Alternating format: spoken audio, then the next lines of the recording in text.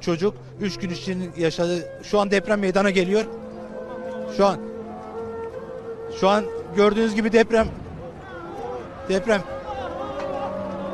Furkan orayı çek, orayı. Deprem meydana geldi şu anda.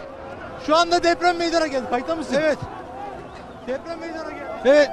Binalar yıkıldı burada. Binalar yıkıldı burada. Şu an 2 binanın yıkıldığını görebiliyoruz.